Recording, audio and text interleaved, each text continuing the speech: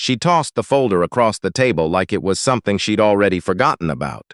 A commercial kitchen, gas lines disconnected, hood vents caked with grease that had turned to a kind of permanent amber, 3 of the 6 burners seized up from disuse, and she was asking $1,200 for it. Not for the equipment, for the lease transfer. The space itself was a converted unit at the back of a strip mall in East Hamilton, sandwiched between a dry cleaner and a storage facility. And Renata Voss had decided, sometime between her 3rd acquisition that quarter and her 4th, that it was no longer worth keeping on the books. She looked at the young man sitting across from her the way people look at something they've already categorized. The worn jacket, the notebook on the table beside him, its cover soft from handling, the fact that he'd come alone. $1,200, she said again, as if he might not have heard the first time. That's the transfer fee. You're taking on the remaining lease, which has 14 months. There's a clause. If we require the space for our development expansion in that window, you vacate within 60 days.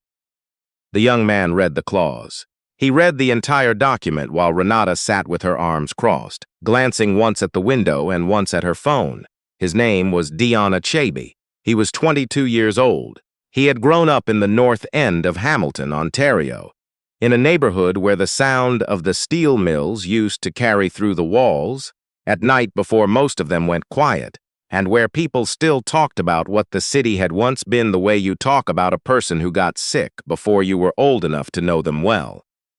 His mother, Vera, had raised him and his younger sister in a narrow house on a street where the sidewalks buckled from frost heave, and nobody came to fix them. She worked double shifts at a care facility for most of his childhood, and she cooked on weekends, the two things together forming the shape of what Dion understood a life to be. Work until it was done, and when it was done, feed someone. His grandmother, Nana Ruth, had been the cook, not professionally, not on paper, but in the way that mattered. She had come to Canada from Trinidad in 1974, with 2 suitcases and a handwritten book of recipes that her own mother had given her, and she had spent the next 50 years feeding people out of whatever kitchen she happened to be standing in. Church potlucks, neighbors' wedding receptions, the occasional catered lunch for a community event that paid in gratitude and leftovers.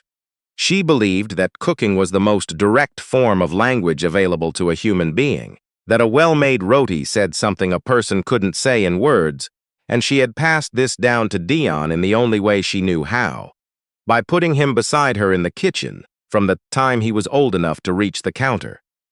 He had worked in kitchens since he was 16. Prep work first, then line cook, then a brief period as a junior sous chef at a mid-range restaurant downtown that closed during a difficult winter. He had applied to culinary programs twice and been told both times that his portfolio was strong, but that funding was limited and competition was high. He had continued working in other people's kitchens, learning what each one could teach him, saving what little he could. The $1,200 was almost everything he had. He had heard about the Voss commercial space through a contact at the Hamilton Farmers Market, a woman named Bev Fenton who ran a cheese stall and knew everything about available commercial leases in the lower city. Bev had called him on a Thursday evening and said simply, "There's a kitchen going at the back of the Eastgate strip on Barton. Company that held it is moving out fast. Might be nothing. Might be something." Dion had driven past it twice before he went inside. The strip mall was not impressive. The parking lot had 3 lights and one of them was out. The unit itself was accessed through a side door that opened onto a small loading bay. But the loading bay had a ramp. The ramp meant delivery access.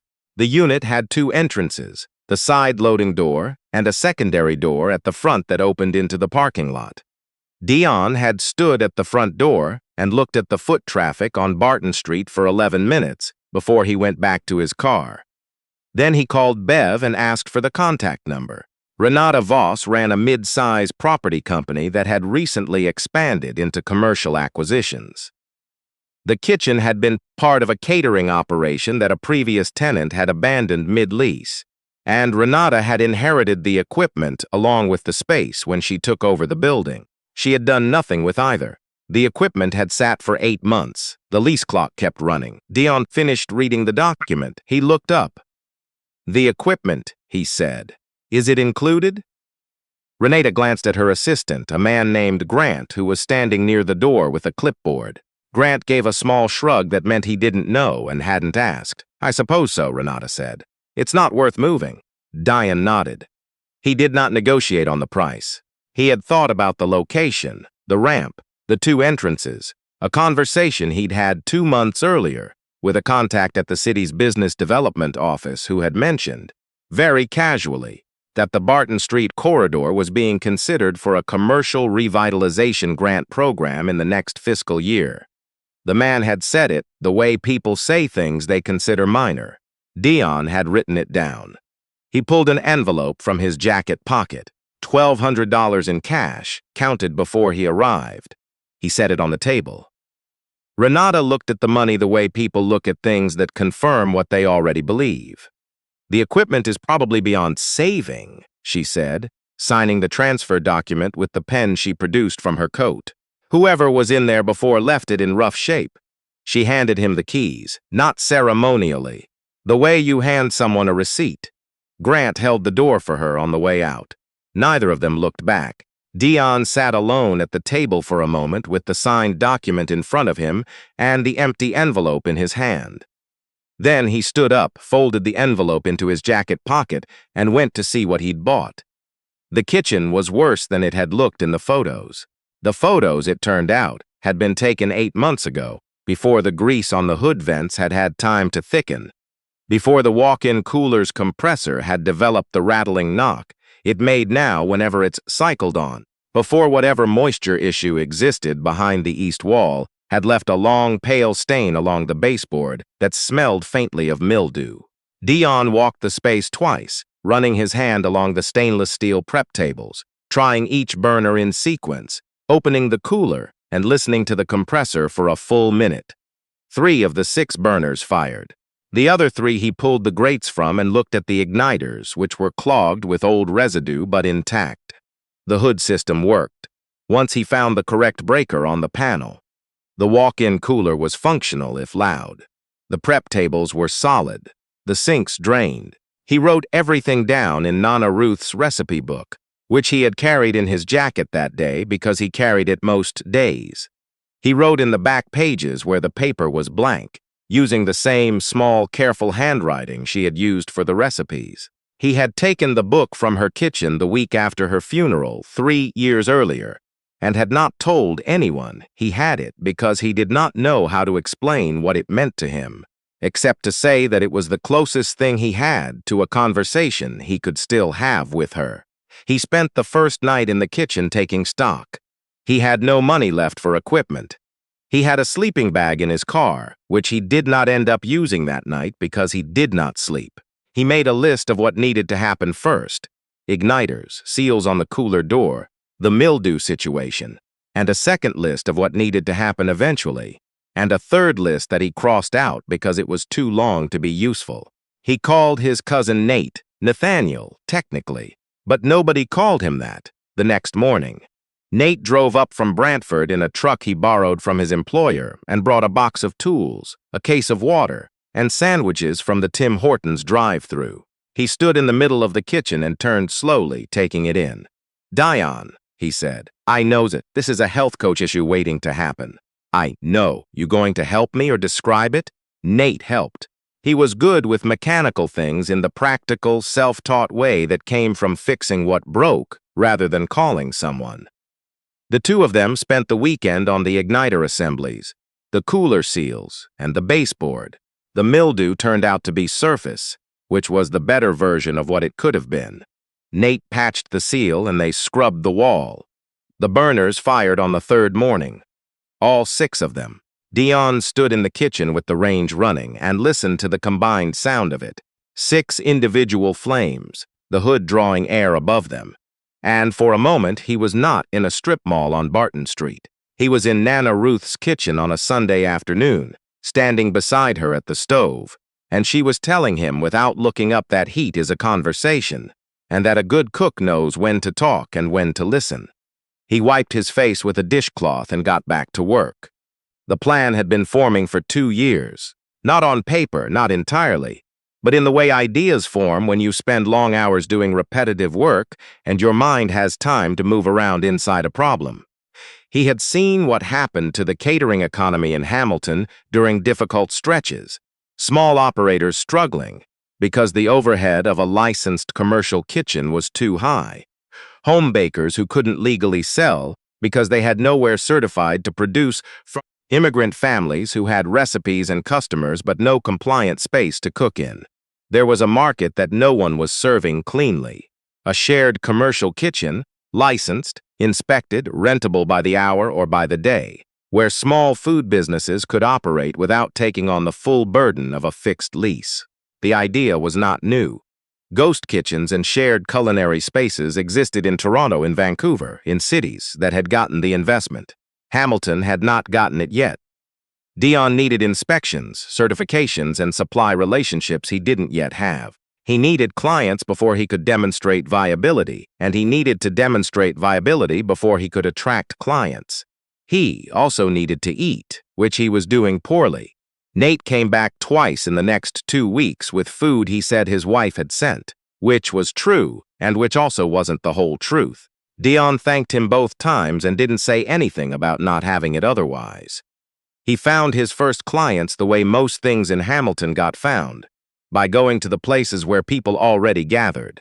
The farmer's market on Saturdays, the West Indian grocery on Cannon Street, the small mosque on Barton, where a woman he knew from the neighborhood sold her baked goods after Friday prayers and kept getting asked by the health inspector to stop because she had no commercial license.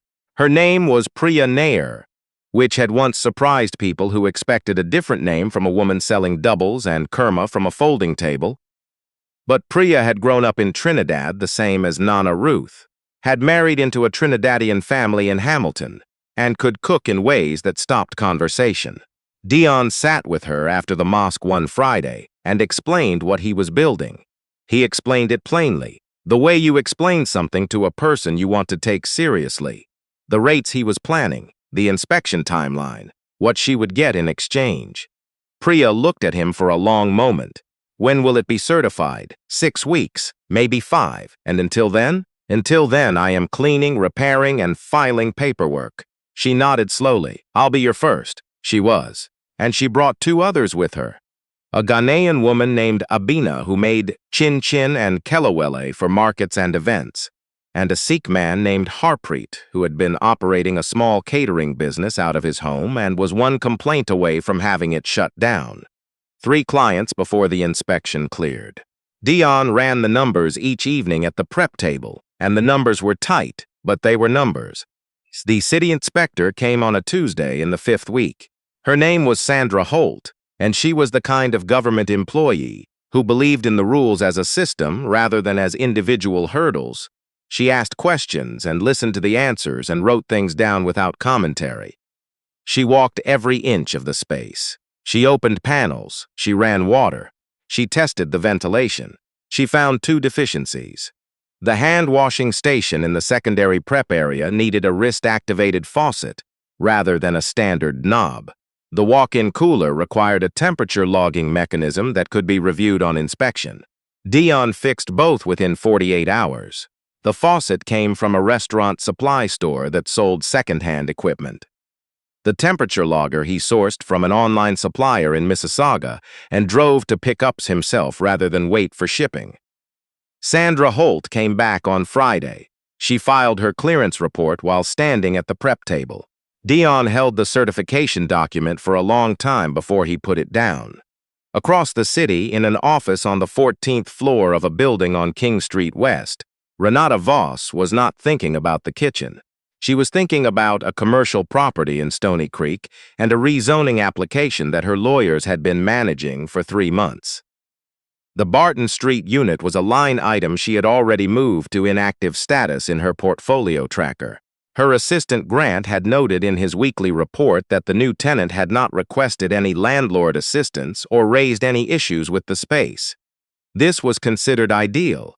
Grant mentioned it once in a briefing the week after the inspection certificate was filed publicly. The kitchen unit on Barton, he said. New tenant applied for and received commercial kitchen certification. Renata looked up briefly. Already, 5 weeks. She returned to the Stony Creek file without comment. The matter did not come up again that month. What came up instead were the clients. Word moved through Hamilton's small food community the way word moves through any tight network.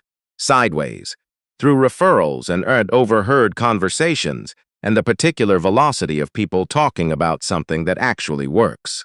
Priya told Abina, who told Harpreet, who mentioned it to a man at the Sikh temple who ran a small samosa business on evenings and weekends. A woman at the West Indian grocery asked Dion directly after seeing him post a single line on a local Facebook community board.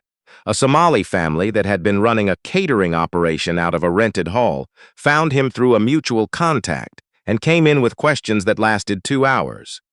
Dion answered all of them. He sat at the prep table with the notebook. Nana Ruth's recipe book turned to the back pages and took down every specific they gave him and built their rental schedules around their actual needs, not around a standard block booking system. He charged fairly. He did not inflate the rate because demand was growing. By the end of the second month, he had 9 regular clients, a waiting list, and had hired one person, a woman from his street named Chandra, who had been doing accounts work from home, and had the organizational capacity he was beginning to need more than he needed another pair of hands in the kitchen. He paid Chandra properly. He was insistent about this to the point where she told him he was paying her too much, and he told her that was not something she needed to worry about on his behalf. The trouble, when it came from a direction he had not specifically anticipated, though later he would say he should have. A man named Preston Hale arrived on a Wednesday afternoon without an appointment.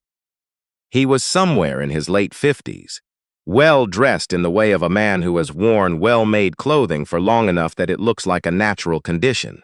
He ran a catering company, Hale Event Services, that had operated in the Hamilton-Burlington corridor for over 2 decades and that had built its position, partly, on being the only fully licensed commercial kitchen for hire in the area. He had learned about Dion's operation through a client who had quietly moved their event prep from Hale's facility to Barton Street. He walked through the kitchen slowly, his hands clasped behind his back, looking at the bays, at the client's labeled shelving units, at the daily schedule Chandra had posted on the wall beside the cooler. He stopped at the schedule and read it. "You've got 8 users in a single day," he said. "9, Dion said. Hale turned and looked at him the way men look at things that have become unexpectedly relevant. "I'll be straightforward," he said. "I have the capacity to absorb this operation, your clients, your lease, the whole thing. I'll pay fair market and you walk away clean. You're good at this," he added. "That's clear, but you're 22 years old and you don't have the networks I have. You'll hit a ceiling before summer." He named a number. The number was, Dion estimated, roughly a third of what the operation would realistically be worth in 6 months if the revitalization grant came through. "No," Dion said. Hale smiled the patient smile of a man who had made his decision before the conversation started. "Think on it," he said. "I have thought on it. No." Hale left. 2 weeks later, a post appeared on a local restaurant industry forum questioning whether the certification at the Barton Street kitchen was properly maintained and whether the facility met province-wide standards for multi-user commercial spaces. The post was anonymous. It cited no specific incidents. It used the kind of language that stops just short of allegation while carrying all of the weight of one. 2 of Dion's clients called him the same day, asking if they needed to be concerned. A third quietly moved a booking. Dion read the post twice. He printed it, placed it on the prep table, and went and stood in the kitchen for a while without doing anything. Then he called Sandra Holt at the city inspection office. He asked if he could request a voluntary re-inspection. He told her he wanted the full checklist, nothing abbreviated. Sandra Holt came the following Tuesday. She stayed for 3 hours. She filed her report 48 hours later. The facility met or exceeded standards in every applicable category. The report was public record. Dion had it printed and laminated. He hung it beside the schedule on the wall. The morning after the report went up, he found the loading bay door at the side of the building spray painted. 3 words, in red. Simple and old and precisely chosen. Nate was there that morning. He had been stopping by on weekday mornings since the 2nd week, had stopped explaining why. He stood in the loading bay and looked at the door and went very still. "Tell me who," he said. "I know who. Then let's go." "No." Nate turned and looked at him. "Nate," Dion said. "He wants us angry. Angry we can be managed. We're going to repaint the door and open for the day." "Dion, we're going to repaint the door. Then I'm going to call the grant office." Nate stood in the loading bay with his jaw tight. Then he went to his truck and came back with a paint roller and a tray, because he had started keeping those in his truck sometime in the past month without saying anything about it. They painted the door before 6 a.m. Priya arrived at 6:15 and didn't ask about it, though she had seen it. Dion called the business development office that morning and asked for the contact who had mentioned the revitalization grant. The woman he spoke with, Claudette, who handled the corridor files, told him that applications for the first tranche of the program were opening the following month, and that the facility at Barton Street, based on what she could see in the public registry, appeared to meet the initial criteria. She told him this in a neutral administrative way that still felt, when he put the phone down, like something solid. He spent the next 3 weeks building the grant application. He did it at the prep table in the evenings after the last client of the day had cleaned their station and left. He wrote with Nana Ruth's book open beside him, not for reference, not exactly, but because that helped him to feel the weight of what he was building when the paperwork made it feel abstract. The application asked for a project narrative. He wrote it plainly, where the facility had started, what it had become, who was using it and why, what it was doing for people who had not previously had access to licensed production space. He named Priya, Abina, Harpreet, the Somali family whose business had gone from a rented hall to a regular corporate catering contract in 8 months. He included the inspection report. He included the client testimonials Chandra had collected without being asked. He submitted the application on a Thursday afternoon.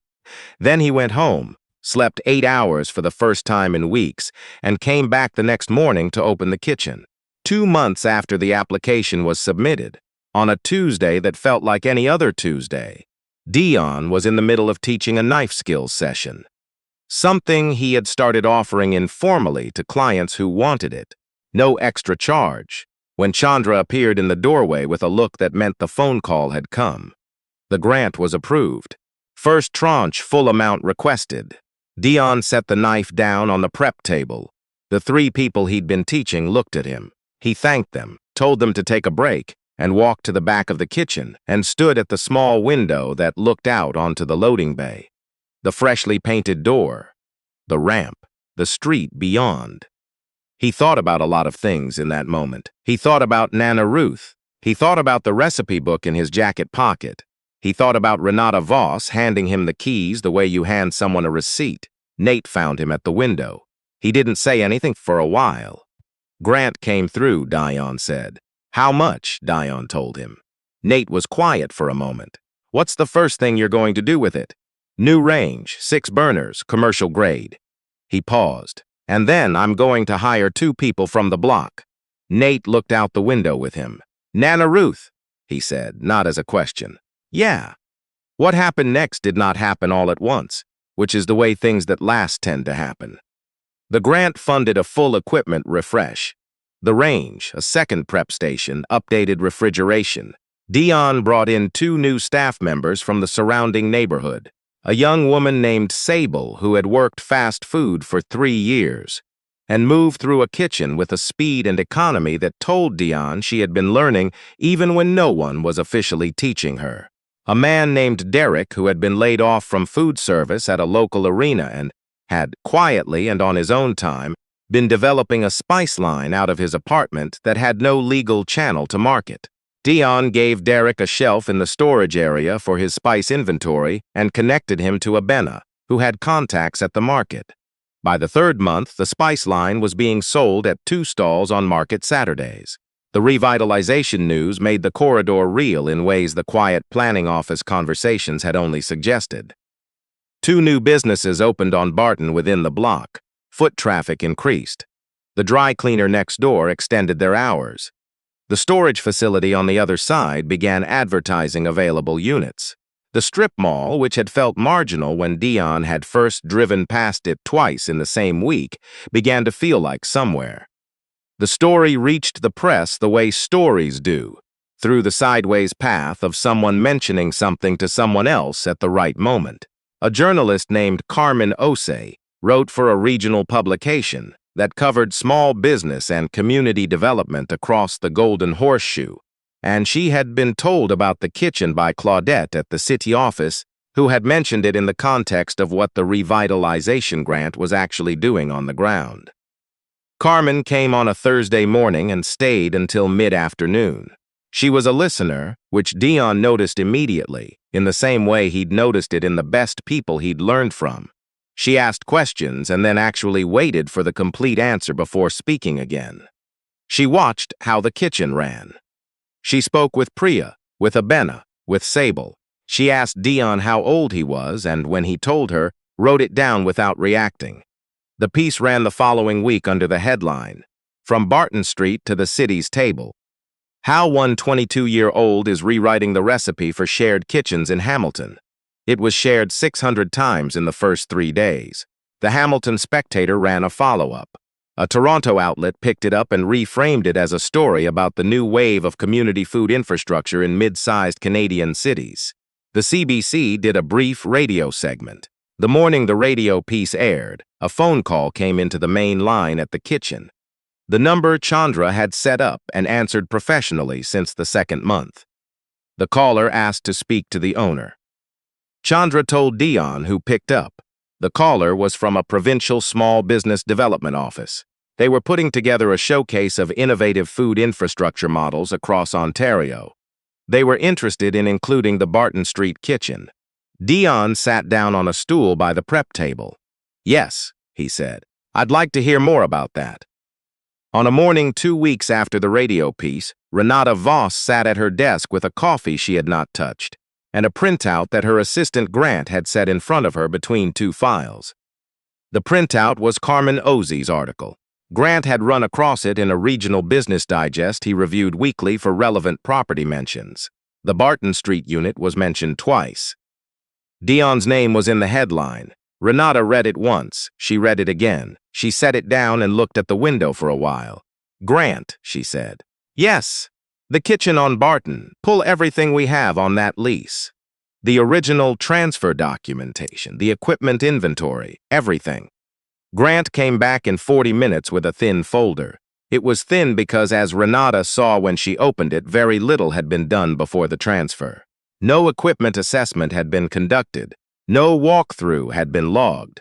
No on-site review of what the space contained or what it was positioned to become.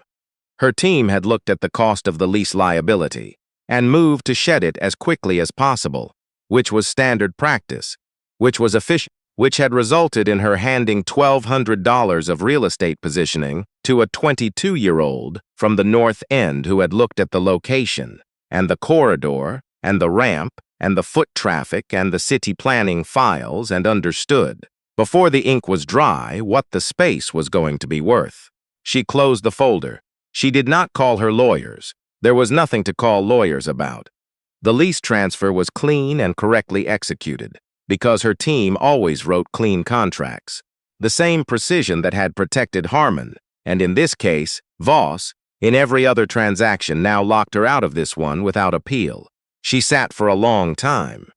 Then she picked up her phone and called the property team. "Effective immediately," she said. "No commercial lease transfer under $50,000 proceeds without an on-site assessment. Not a photo review, a walkthrough by a person who will write a report before we sign anything." She paused. "And someone tell me who we have who understands community development corridors. I want them on Barton Street by end of week." She hung up, looked at the printout once more, and then placed it in the left-hand drawer of her desk rather than the recycling. Later, Dion would hear about this change. Not directly, but through Bev Fenton, who heard it from a commercial broker, who had heard it from someone in Renata's acquisitions team. He would not say much about it when Bev told him, except that it seemed like a reasonable policy. The morning Dion received the letter confirming the provincial showcase invitation, he was alone in the kitchen before anyone else arrived. He sat at the prep table and opened Nana Ruth's recipe book to the front. The recipes were in her handwriting, her mother's handwriting in a few places, older and more formal: braised oxtail, callaloo, pilau. A sweet bread she called hops, that she had made every Christmas and that Dion had not been able to fully replicate, though he had been trying for 3 years. He turned to the back pages, his notes from the first night in the kitchen, the 2 deficiency lists and the 3rd list he had crossed out. The client schedules, the grant application notes, the phone numbers that had turned into regular voices that turned into names that turned into people who showed up at 6 in the morning and trusted the space he had made. He wrote one new thing, at the bottom of a half-filled page under a note about cooler temperature calibration that needed to happen next week. She gave me the keys like it was nothing. I took them like they were everything. Turns out they were. He read it once. Then he closed the book and stood up. He went to the range, new 6 burners, all of them firing clean, and turned on the hood and waited for the kitchen to come to temperature. Priya arrived at 6:15, then Abina, then Sable and Derek. Nate came in at 7 with coffee from the Tim Hortons down the block, an extra cup for everyone. The kitchen filled the way good kitchens fill, with heat and sound, and people who know what they're doing moving around each other without needing to say much. There is something worth understanding about what happened on Barton Street, and it is not really about a kitchen. There are spaces in every city that the people managing money have already decided the value of. They look at the numbers, the liability, the floor plan, the line item, and they see what they expect to see, which is usually what they've always seen. They move on. The decision takes minutes. What they are almost never doing is walking through the door. And behind those doors, there is almost always something. A ramp at the right angle. A corridor the city has quietly marked for investment. A space that the right person, coming through the right door, with the right kind of attention, will see entirely differently. Dion Achebe had $1,200 and a recipe book and a grandmother's voice in his head telling him that heat is a conversation, and that a good cook knows when to listen. He walked through the door. He looked at what was actually in front of him. He made something from it that other people are now building their own livelihoods inside. The people who handed him those keys did not look. That is not a moral failing of dramatic proportions. It is the most ordinary mistake in the world. It happens every day in offices on the 14th floor and in strip mall parking lots and at counters where someone asks a young man to leave before he has finished asking his question. The cost of not looking is paid by the person who was not seen. But occasionally, and this is worth holding on to, occasionally, the person who was not seen is the one who was already paying attention. Pay attention. Walk through the door. Lift the lid off what you actually have. Someone in your life has already handed you something they thought was worthless. The question is whether you put it down or take it home.